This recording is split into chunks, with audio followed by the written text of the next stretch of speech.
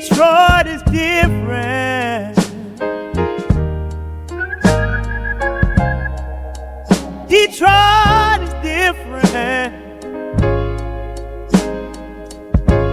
I can feel it.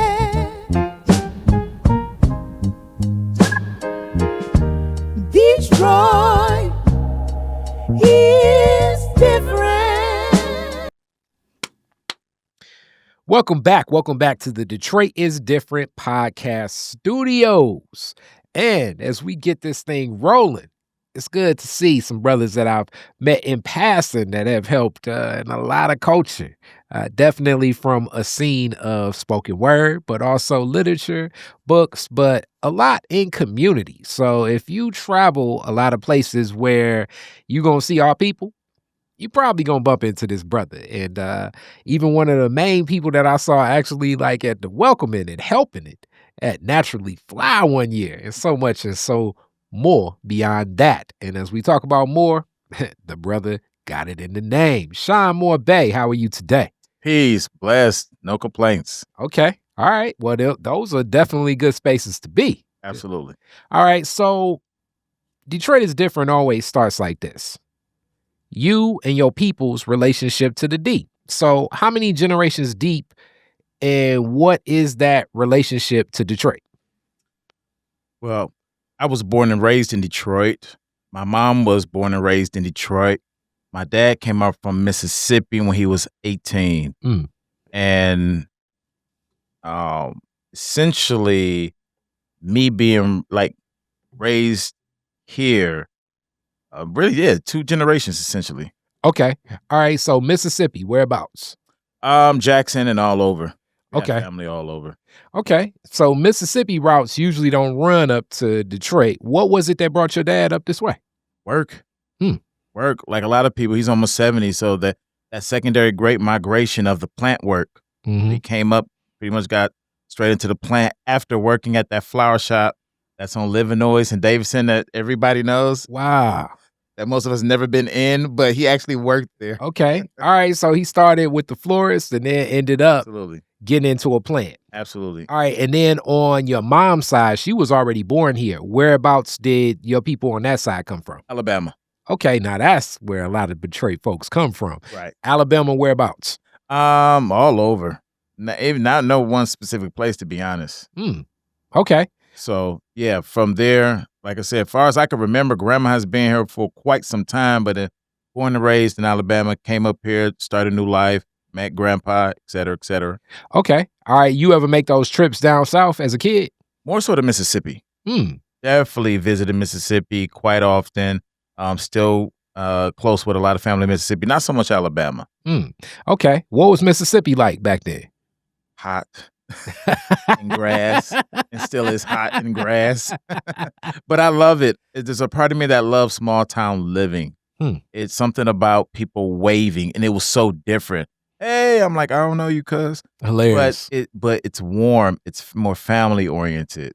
Much more than here. You try to wave at somebody here, they're looking at you like, who is you? Oh man, it's the setup. And it's that Southern hospitality is real. They be like, I know about that wave at you. I'm just like, he's like, hey, how you doing? I trying to rob me. Right, exactly. It's horrible. We have that mentality, but it is Catch what it me is. slipping. You smiling too much. Your teeth showing. And I'm as a person that's definitely got that most of my life, and even to this day, most times I'm smiling, it's like some type of inside joke that I'm laughing at myself from years ago or now or whatever the circumstance is. It's not like I'm that's usually when I'm smiling about 95% of the time. With that being said, so making those trips to Mississippi, whereabouts, what side of town where you at when you weren't traveling down south in the summertime visiting fam? Oh, you talking about first up here? Yeah. Oh, grew up near Conant Gardens, Quinder, out of Drive. On my mom's side, on dad's side, Hubble, and we'll just say 96. Okay. All right. So Hubble in 96. So you kind of were in, I guess, Conant Gardens we know as a Persian community. Yeah, absolutely. And Hubble in 96, I would say that's one of those that I guess I would say maybe like a Redford community, sort of, kind of. Yeah, I could say that. Or Cooley. Cooley too. Or McKenzie. Or It all McKenzie. depends. Like it's you were one of those kids that, depending upon how you swayed the block, you could have went either or. See, and that's the thing. Dad wasn't having that. There was no swaying of any block. There was on the porch or you was in the house. He was very disciplined, you know, which is a good thing. Okay. It's a good thing. All right. So most of the time growing up, you were west then, I'm guessing. No, actually most of the time we was east with Mom, but she had a little bit more flexibility. Okay. Dad won't let me say this, but Dad's from the streets, you know, just a little bit. So he knew to be more mindful of influence of outside sources. Mom a little bit less, even though she was still a lot of protective in her own way, you know? Okay. So what do you remember about that Conant Gardens community growing up? Growing up, because I'm an 80s baby, it was wonderful. We did have a sense of community. We knew all our neighbors. So like literally all our neighbors. And that's what made it so warm and more family oriented. I was blessed to have my best friend next door, you know? I don't know if you know the singer Sway Key. She lived next door on the other side. So we had a nice community in the schools. It was just a different feeling in the 80s. Okay. All right. And just that same awareness, we know that community like stretches and has a lot of other legendary people, and just what's known, the library, and so many of those other things that stand out. What was a typical day like, I guess I would say, in the summer growing up for you? For me, a typical day would be, this is the first thing that came to mind, X-Men toys. Okay. Riding bicycles, going to the park with friends, and avoiding any stray dogs. Hilarious. That's how I have to say it. It was really simple. And YMCA, of course, things as such. So we weren't rich, we weren't poor either. You know what I mean? But we were fortunate enough to have extracurricular activities that kept us from being in other influences, if you will, most of the time. Okay. All right. So this snapshot, you talk about the 80s and growing up in that community. As this is running concurrent, it's also a lot of Black leadership throughout the city of Detroit that is often talked about and spoke of when we think, even starting with Mayor Coleman Young and what permeates throughout. What do you remember, just, I guess I would say, about community at that time outside of just, you know, your typical day? What do you remember witnessing, seeing that impacted some of your early development of just observing community? The main thing that came to mind is my grandfather and the conversations we had about community more so than anything. You know, when you're young, you don't know necessarily what you're seeing. To somebody, like, you see a picture and then they break it down. That's what this was, or this, who that was. But Grandpa always had a sense of, instilled in me a sense of us loving us. That's one of my hashtags as well, like, always. And he would talk about Coleman Young, but he was also talk about the things that Coleman Young did that was great for the community. He would talk about where our Wall Street was before they put 75 freeway there. You know, we would have these conversations. So for me, it was literally more sitting at the feet of my grandfather, him sharing the stories of us, and thriving in the city more so than just visually seeing things, if that makes sense. Okay, so the oral traditions and the stories impacted you early. Absolutely. Your grandfather, as you speak of this, what did he do? What made him want to instill and pour this into you? And I'm guessing, I don't know what other cousins you had. Was he like this with all of the family, or was it just specific for you? He was like this with all of us. I was the only one who's so took to it. In one of the books that I'm writing, I speak about a story that when I was probably about 7 years old, my brother was 9. We went to Grandma and Grandpa's house, and I remember Grandpa coming out the house, and he says, first thing he says, "You know, Jesus is Black." Now, the crazy thing is, me and my brother looked at him like he was crazy because we grew up in a Catholic church. So we just saw, you know, Brad Pitt visuals of Jesus. But as time went on and we started having more and more conversations about us and melanated people, if you will, I was pretty much the only one. It just spoke to me. So I became somewhat militant and African-centered as a preteen. I didn't have to wait to, high school or college and go to HBCU. My grandfather, who also used to read The Final Call, who would drive out of the way, go to the gas station that was just owned by us, and made sure he told me so he knew that I understood supporting our people is not always convenient. It's those powerful things in action, but the oral communication as well that still is with me today, even with my own godchildren. I make sure every time we go to an establishment that's owned by us, I let them know, because that's instill a certain amount of pride, whether they know it or not. And that comes from grandfather. Okay. All right. So now I just got more questions about your grandfather. He was already here. What was he doing? What do you think sparked his interest so much in a lot of the Black collective pride and definitely cooperative economics and unity? Absolutely. I think some of us at some point just understand that's what all cultures do for the most part. It's not even about hating somebody else, it's about just loving your own. And from my understanding, at some point that will click in many of us to understand, like, okay, part of self-preservation is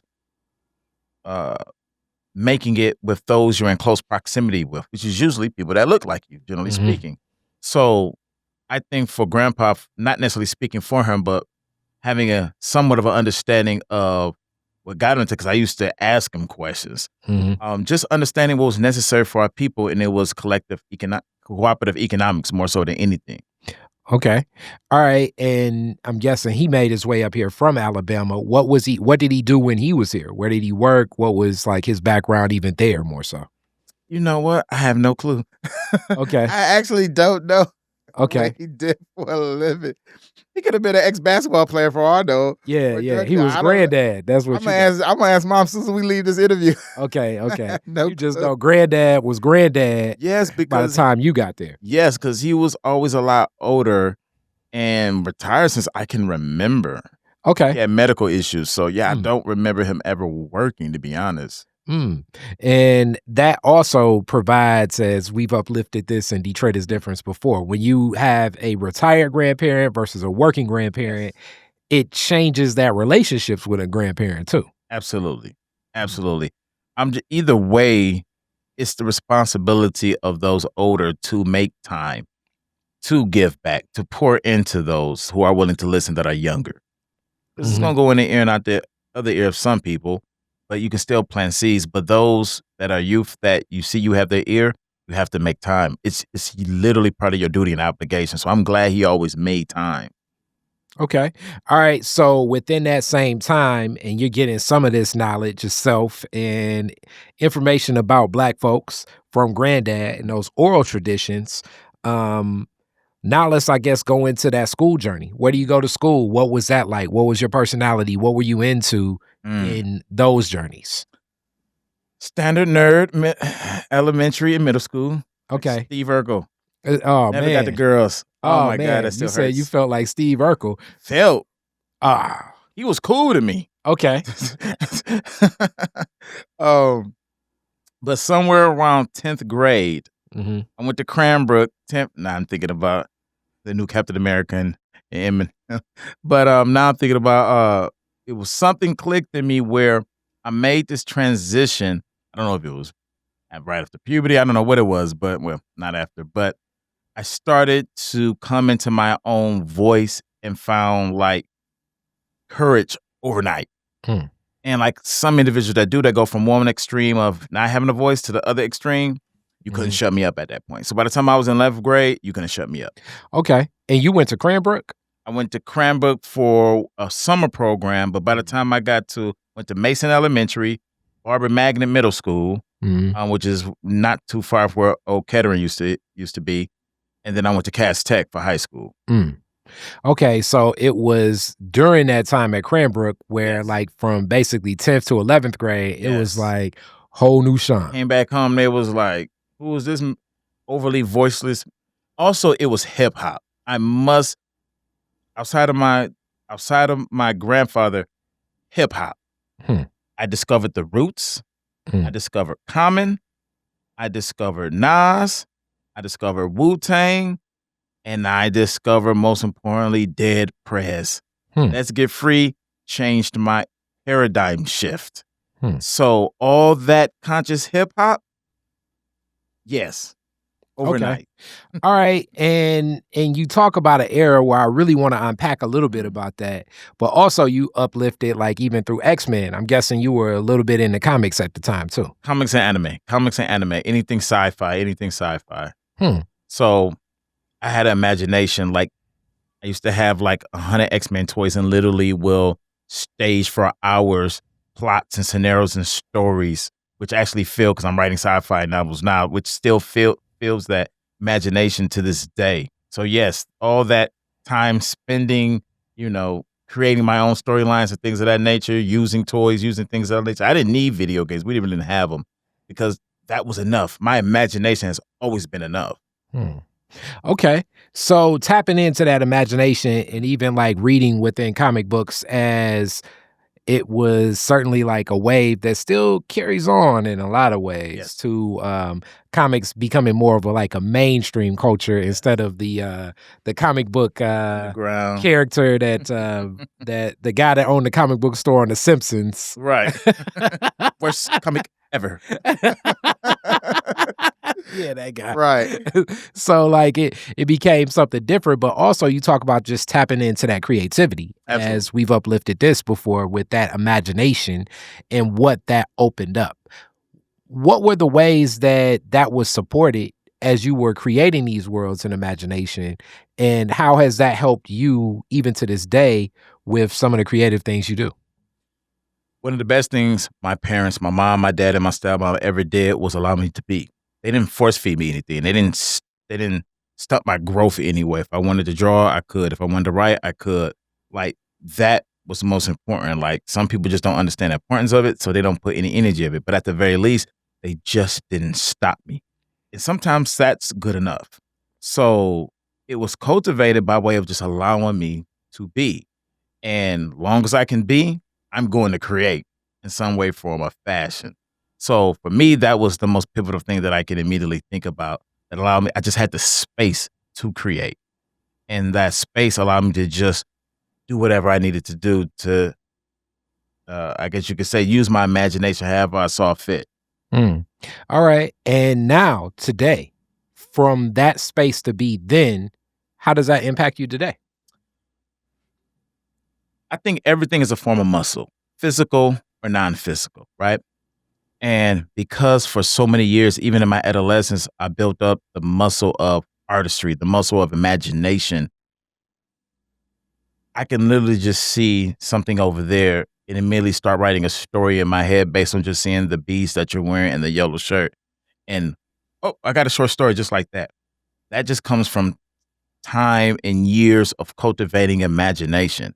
And like, we have to remember, what is imagination? It's like divine energy that creates everything, because it starts with a thought, not to get too metaphysical, but literally everything starts with a thought. First, we have to imagine it. Every instrument in here, every piece of clothing, this house, somebody had to imagine that it could be, and then they put the thoughts to paper and then figure out how to manifest it. So imagination is like our greatest superpower that we have. So because I understand this even more now, the responsibility of using my imagination for something productive, however people tend to define that, it just fuels me to continue to produce, because I know too many people whose imagination got stunted right after high school.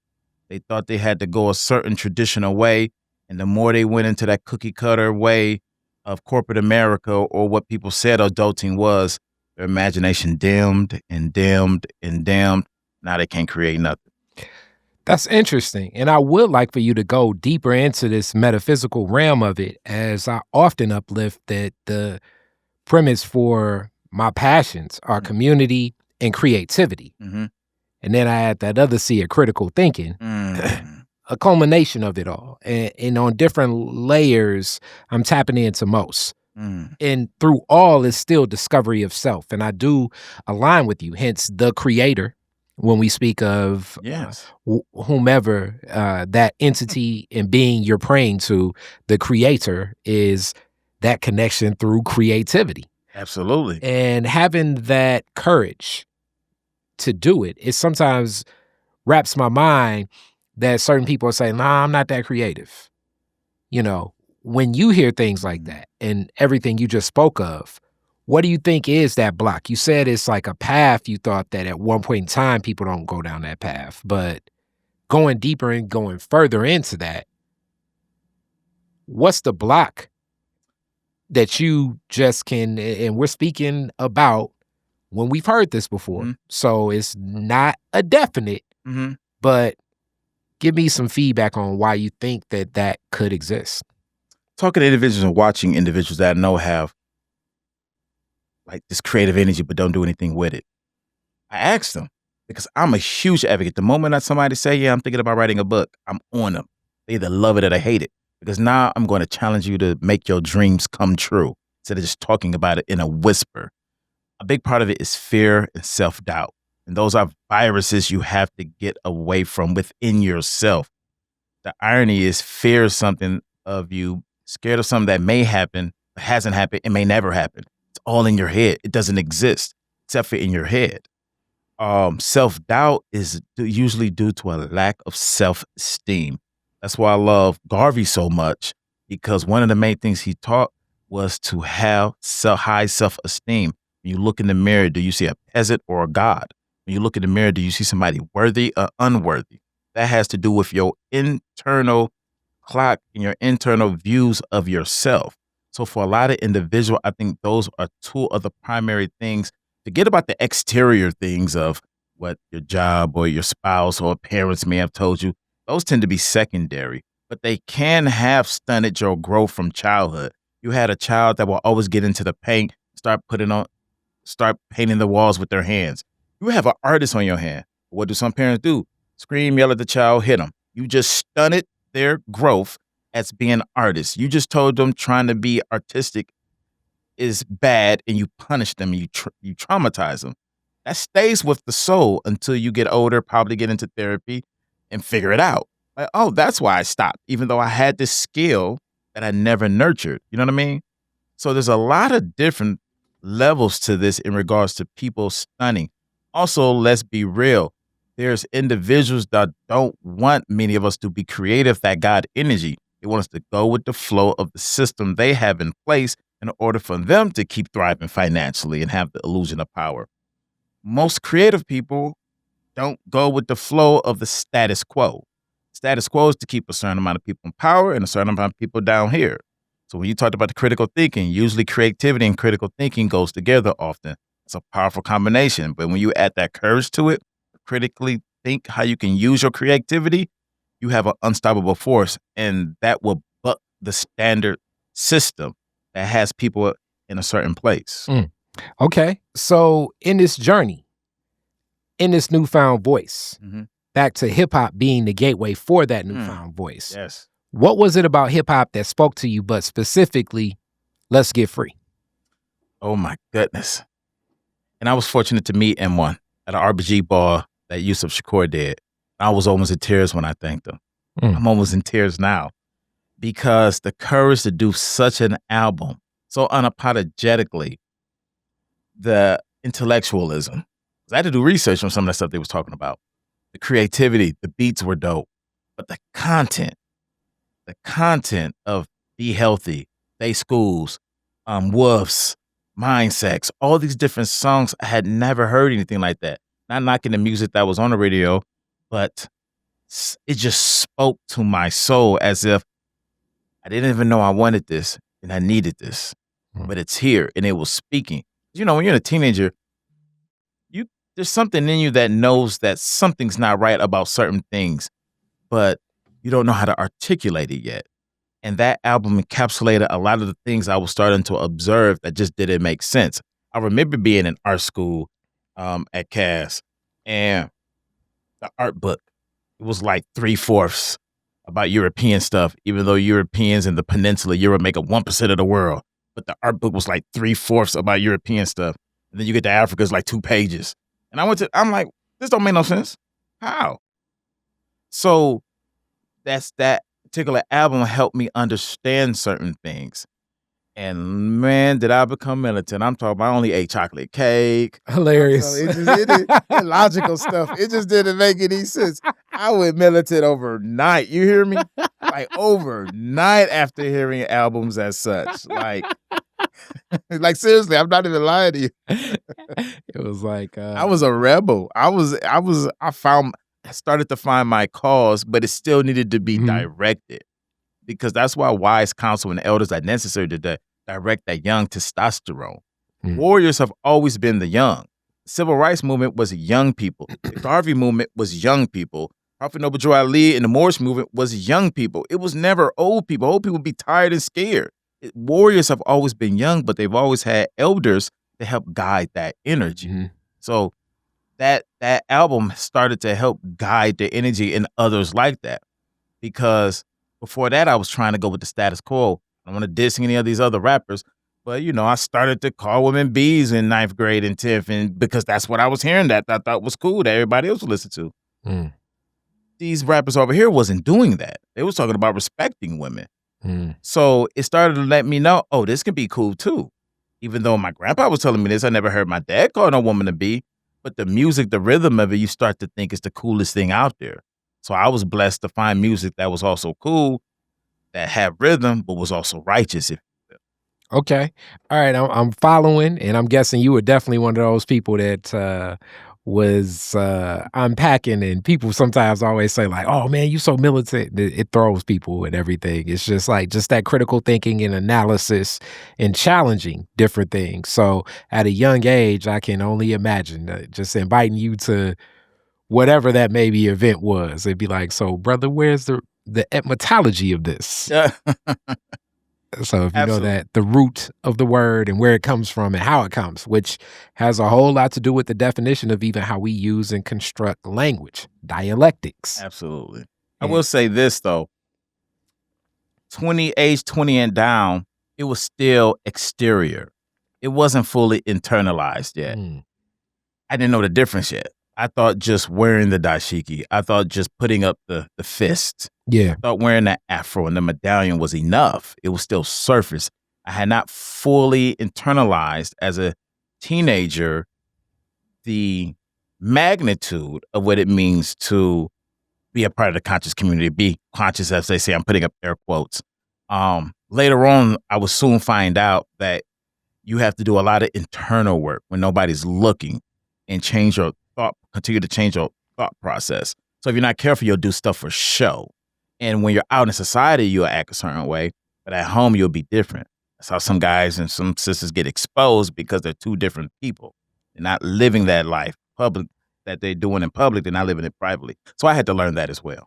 And also, as you speak of that, internalizing a lot of what this collective looks like and what's representative of what is constructive. Here's another one of those words with the C. It's almost like I've been noticing. It's like alliteration right now. But to be constructive in a society where so much around us is destructive, that takes mental gymnastics, because as you say, like that position that you're playing on the field is ever changing as you evolve and you learn different things, and it's going to be contradictions and even those that you believe in. So following any person, ideology, and sometimes it's going to be, I don't necessarily think it's the faith as much as like just the way a faith is delivered can almost tear apart a person's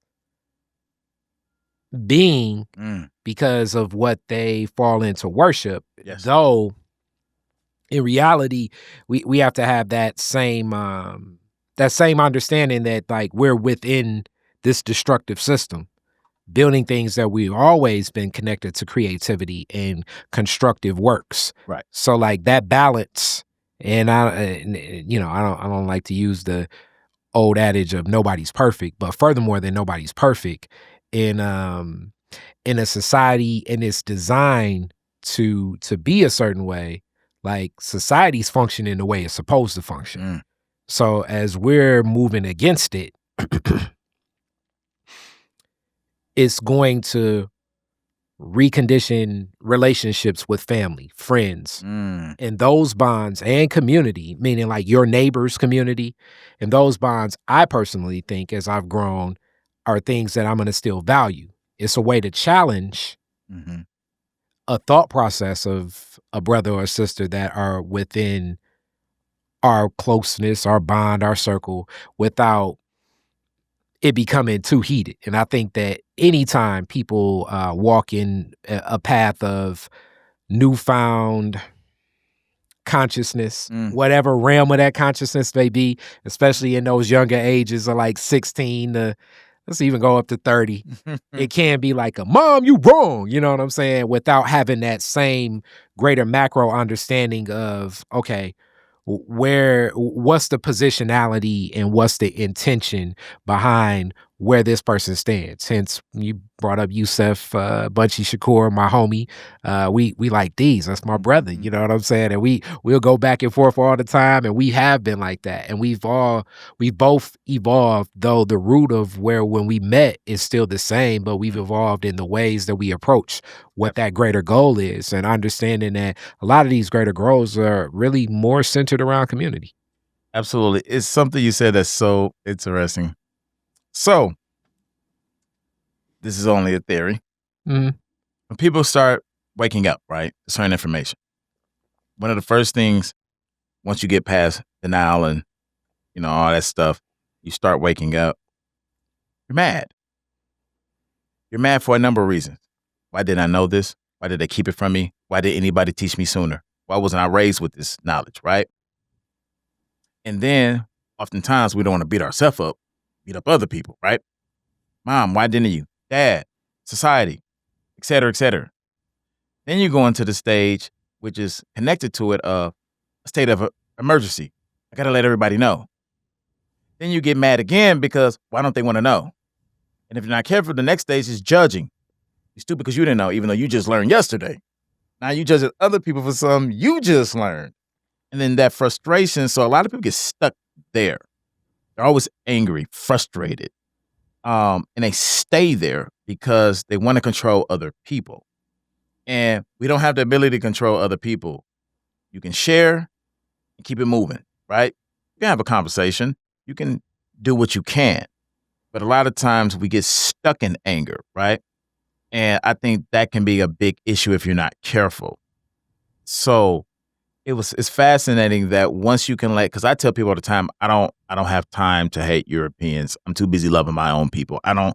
Laws of physics, I can't occupy two spaces at once. I don't have that superpower. So I'm not necessarily focused on downing some other people or any people. I'm too busy trying to uplift my own and myself, continue to uplift myself. You don't want yourself to get lost in the sauce either. So I think it's important to understand, like, what is your motive with this information? What is your motive of learning, growing?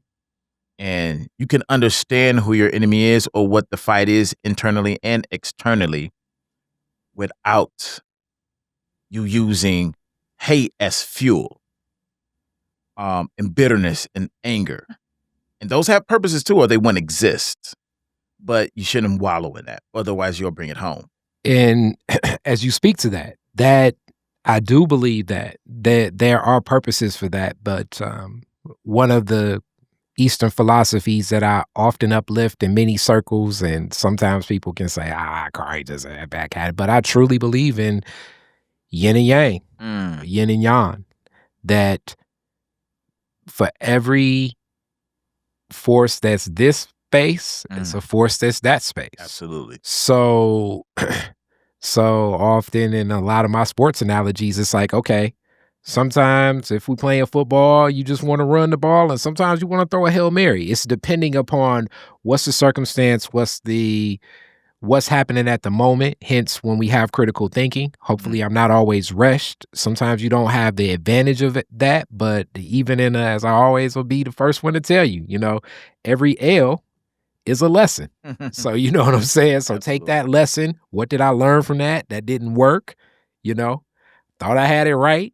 And pull out what I can get right now to know how do I move next. So as you talk about sometimes that condition and that bitterness, often we're reflecting even in our relationships and community, as far as I'm concerned, it's really relationship with self, because it's how I'm reflecting back and forth with me as I engage. Absolutely.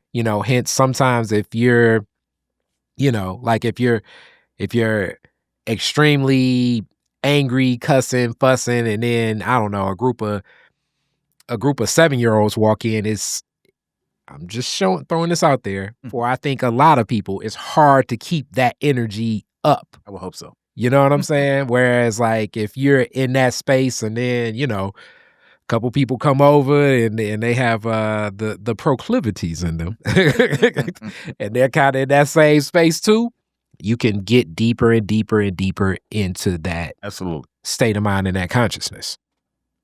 So in this space, hip hop's one of those gateways that really you find voice. You find a lot of like, man, they're making sense of things that I thought, but now it's crystallizing a whole lot more for you. Absolutely. So as that's awakened from Cass Tech, where do you go in your journey?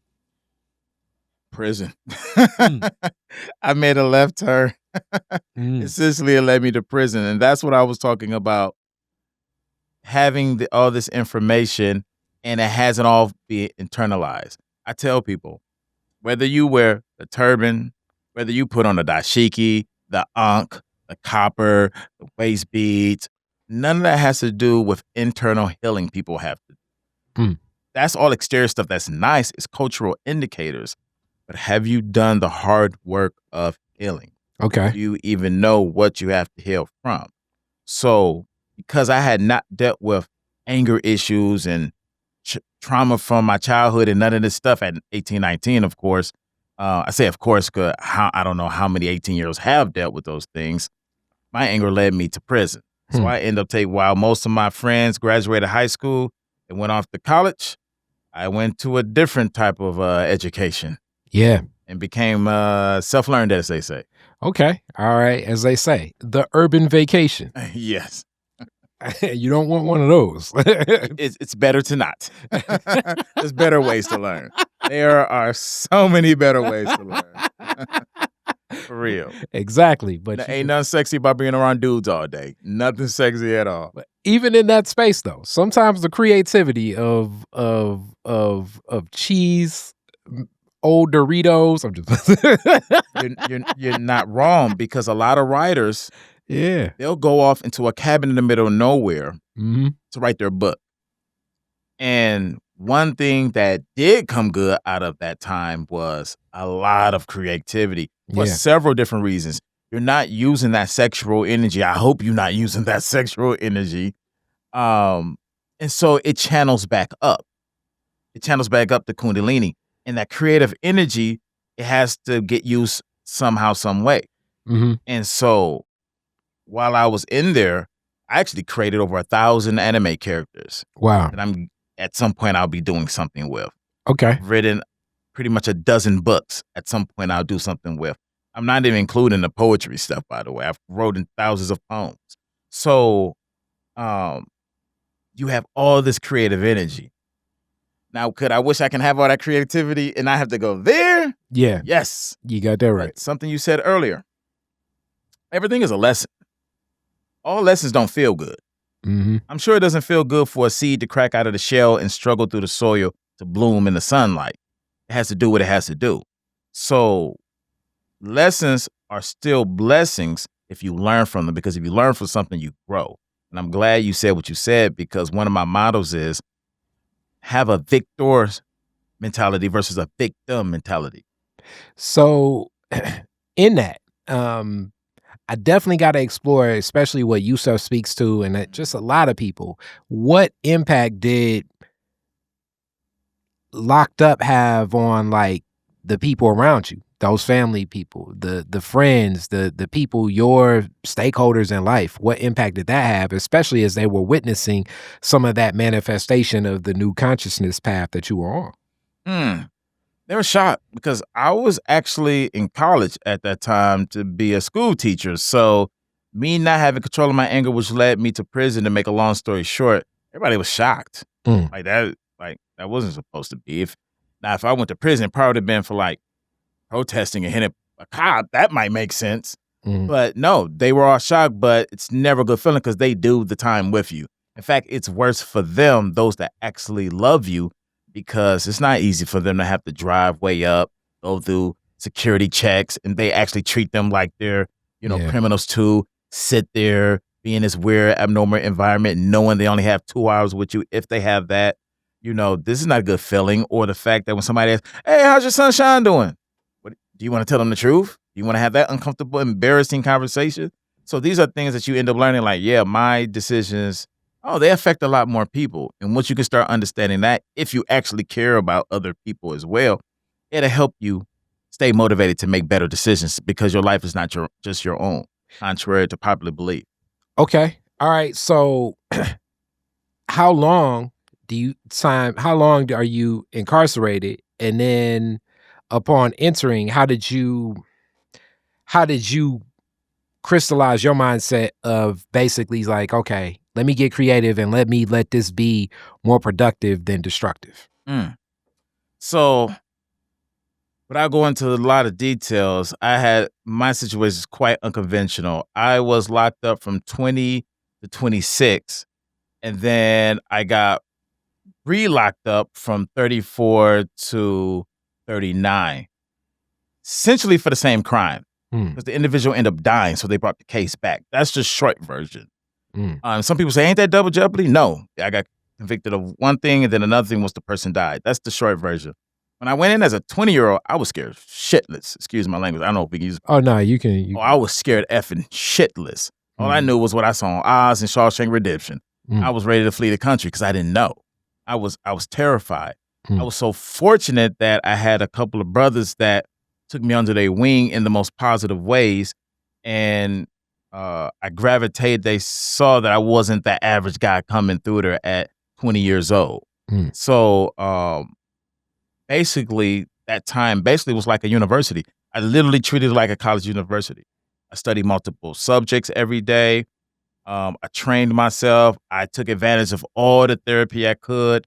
Every class that was available, I volunteered for, because I wanted to continue to grow emotionally and mentally. I didn't want to leave out the same person I went in. I wanted to figure out all those things from my childhood, whatever issues I had. I wanted to work through everything I possibly could so I can come out a better person. So I actually came out at 26. As far as I was concerned, I was still not that 19-year-old that ended up going in there. So for me, it was a blessing in disguise. I can only say that for me. I don't know how other people feel. Okay. So 26, you hit the ground running, and back to Detroit. What kept you here in Detroit? Family. All my family's here. In the Detroit vicinity. Family's here. Of course, figured out life again, what I'm going to do, et cetera, et cetera, et cetera. By this time, all my friends have graduated college or started their careers, and I'm like, well, what am I going to do with myself? One thing I did know I was an artist. I've always been an artist, literary artist, artistic illustrator, hip hop, whatever. I was like, maybe I could do something with that. A friend of mine, Shareem, she actually another friend introduced me to 5E Gallery. Went there once, met Piper and everybody, was like, oh, this is awesome. But it was a friend of mine named Shareem that invited me to a place called 90s Knowledge Cafe. And once I saw the open mic scene, I was like, oh, this is it. This is how I can not only allow my voice to be heard, but this is the artistic community I was looking for. Because I started to meet activists and different people and different, you know what I mean? It's like open mic is a great conglomerate or smorgasbord of a lot of different people that, oh, you're a poet, but you're also a gardener. Oh, you're a poet, but you're also an activist. Oh, you're a poet, but you're also a politician. Oh, you're a poet, but you're also a professor. You know what I mean? You meet all these wonderful different people in one space. And I'm like, oh, this is awesome. I dig a little bit of everything in this space. So it allowed me to cultivate. And once then, why would I want to leave? Because I started to realize Detroit is like the dopest place in this country. Okay. All right. And creativity through word. and spoken word, to be exact. What was it about that captured your mind where it's like, this is a path where you want to go to? I'm a Moorish American, and within our Moorish teachings, there's a quote that says, words have the power to create, save, and destroy. And I started to understand that through the vocal cords or the throat chakra, we literally create realities, thoughts, and then they project out. And I started to understand and study about the power of words. Like they call it spelling for a reason. You're casting spells every time you say anything. So once I understood that and I know I had a certain skill set, now it's up to me to allow it to be a gift. If I don't, because a gift is something you give away. You keep it, it's not a gift. It's just a skill. So it was important for me based on where I was in my life of, hey, if I'm going to use my voice, I want to use it responsibly. That allowed me to go into the open mic scene and wanting to start performing poetry. In fact, I got called the positive poet, and I said, I'll take that. If that's hilarious, somehow being a positive poet makes me stand out, I'll take it. Hilarious. Great marketing, I'll take it. Okay. All right. So that leads us to your journey here today. It does. Still with words. Yes. But in the form of books. Yes. And I don't even know if you know this, but I have one of your books. I do. Yeah, okay. Got More Herbs. I didn't forget. I was there doing a book signing. You bought one, didn't have to, and it was appreciated. We took a picture, still have it. Yeah, man. I was like, look, I support. I was like, man, I ain't seen you in a minute. And then I was like, okay, but I'm definitely gonna support because I'm kind of like your grandfather. I'm the grandfather-ish thought process. Brother putting something together just as an entrepreneur most of my life, I'm gonna support you. That doesn't mean everybody and everything, but if for the most part, I'm looking to turn my dollar over in the Black community as much as I possibly can. Want to get it to that 7 times, but also I know what it's like just from having my CDs and even right now, like getting my sponsorships out for the collard green cook-off, asking for that ask and welcoming what that is, especially when you really don't expect it. I think that that's been a moment, as you talk about gifts, a gift that I've truly appreciated that. So to share that with somebody else, I love to be that person that is like, okay, let me buy 2 or let me get 1 or let me support this institution or this entrepreneur getting started on their journey. Absolutely. I think it's important for all of us to do that. Some find it more important than others, but like I said, my grandfather told me, supporting your own is not always going to be convenient. Sometimes you have to put a little extra effort, but there's pride in that. And I'm glad that was instilled in me because I don't find it abnormal. I don't need to go over there if I can go over here to mine. So using literary work, that's why I said earlier, like anybody I know that's talking about writing a book, I try to light a match under them. And they either love it or they hate it because, oh, you're full of shit. You don't really want to. You kind of sort of want it, but you don't really want to put the work in to get it done. And that's okay, because everybody ain't going to do it. That's okay. But I understand the power because this is part of the legacy you leave behind, right? Your children can be your legacy, but 1,000 years from now, if the earth is still here, if the United States of America is still here, some child might dig into a book bin and pull out your book or your CD, and it might transform them. Just like Dead Prez CD, Let's Get Free, transformed me. So I understand the importance of having literary legacy as well. It's so vital because we have to tell our stories. Because you leave it up to somebody else, they ain't gonna tell it the way you probably want.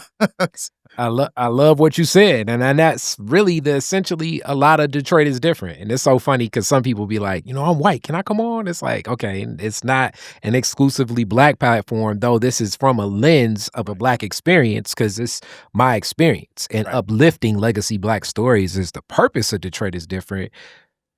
Inside of that is so many other people that tell this story. So I feel like if a person wants to sit and watch I don't know, it's like maybe 400 something hours worth of Detroit is different. More power to you. I don't necessarily know if a person's going to do that, but as you sit and you watch, you see more and more of the pieces come together. And I truly enjoy these stories because it adds more and more layers to all of the pieces so that I have a better collective recollection and understanding for why Detroit is different. So with that long preface, man, what books did you bring, my brother? Mind to pick it up and show it? Yeah. So this one is the fourth book I've been honored to publish called For the Sisters. What's unique about this one is it's a collaborative poetry book. Me and 9 other poets got together to produce this book. And it's volume 1 for our women, our girls, unapologetically for our melanated girls and women. And it's uplifting poetry. And in fact, all the proceeds of when we do events and on Amazon go to an organization that Edify SBS, Sweet Potato Sensation, works with called Where Do Black Women Go to Grieve? Deals with emotional and mental health, dealing with different serious issues. So she does a group there, I believe, monthly. So where the proceeds are going to what she has going on. And it's a great way for brothers who care about our women's mental health. There are things we can never understand. You know, we don't menstruate, we don't give birth, we don't understand miscarriage the way they do. There's a lot of things that they deal with that are overt and nuanced. We can't. So what we can do is respect and ask, what can we do to help? And this is one thing we can do. Not just help financially support things they have going on, but again, the power of the word. Enough of our women don't hear compliments without it being sexualized. Now I want to add, ain't nothing wrong with sex. So we all got here. But if you have women who have traumas circulating around the sexual energy, and they've never heard compliments without it being sexualized, it's important for us to make time to do such. So books like this allows a space to show that there are brothers that care about you outside of sex.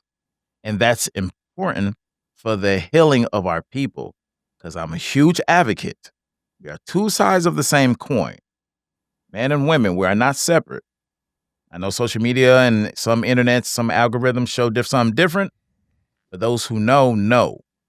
To love me is to love women. To love women is to love me. There is really no separation. Other cultures understand this. So we must make sure we do our part as men to make sure we push a positive agenda back to our people. So with that, and from that lens, what has it been like releasing this book? What's been the reception? What has been things that have stood out in this journey? It's been great. I was a little worried because sometimes positive energy can be met with some weird negative energy. Like, you know that part in Belly when the guy with the bananas, like, I don't like that shit right there. Like random negativity for no reason. You just a hater for the sake of it. But thankfully 99.9% has been great. We just had an event yesterday at Cubalan Village. It was standing room only. Wow. Some people was in tears. I teared up talking about my mom.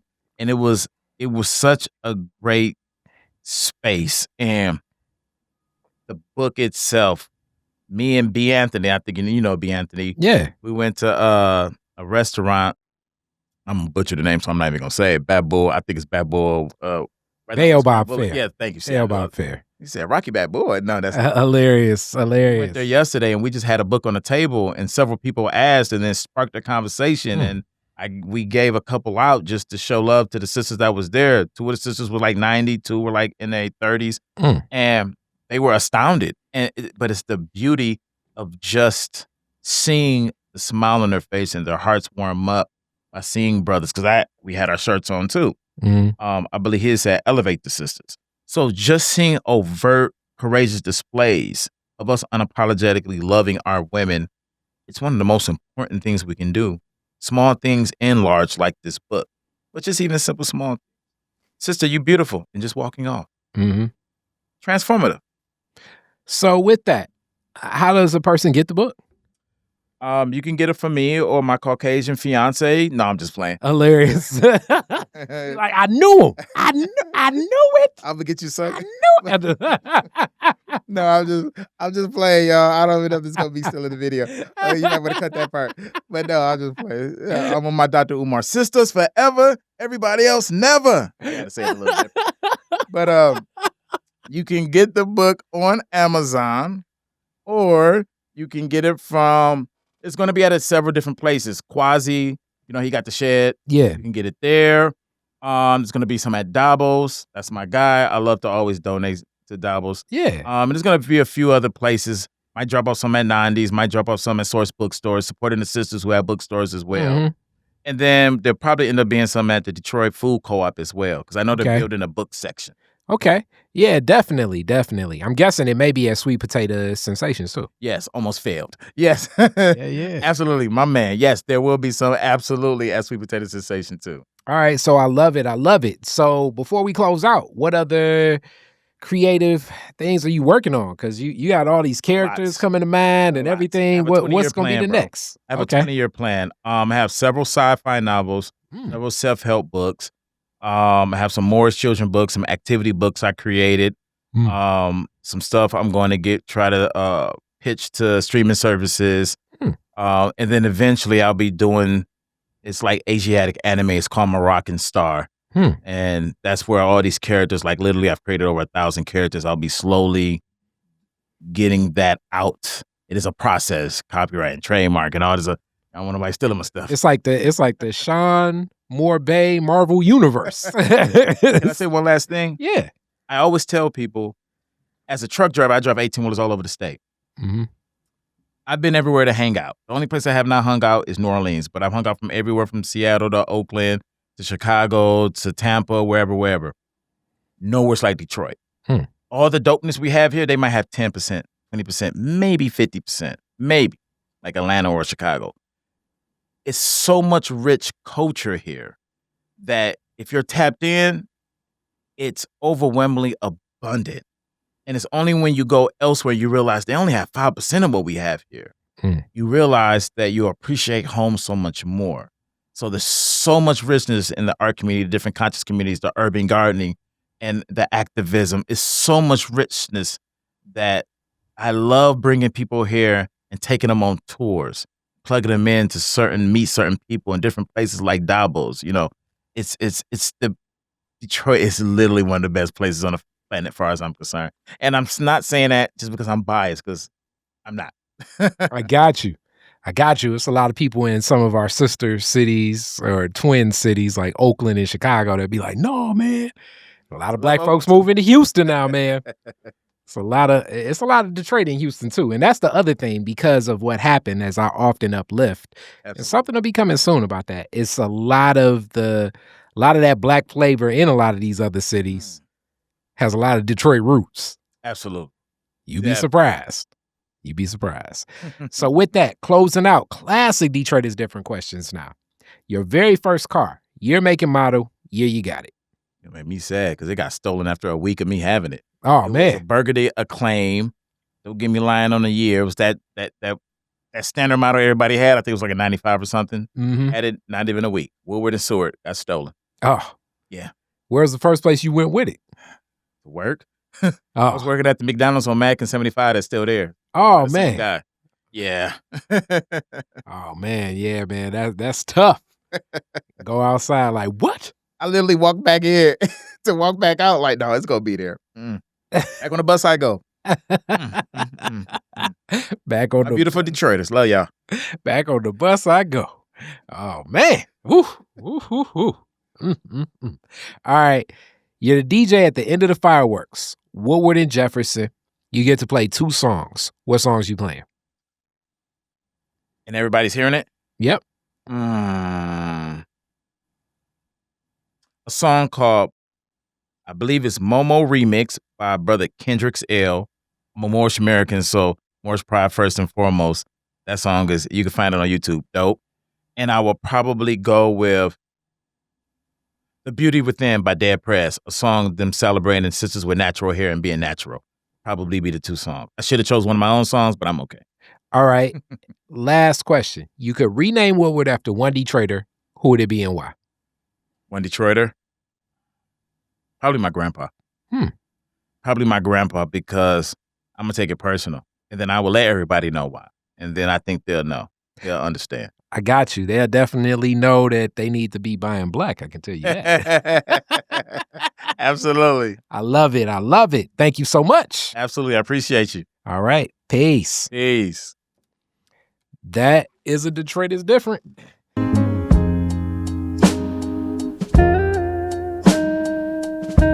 Detroit Detroit is different.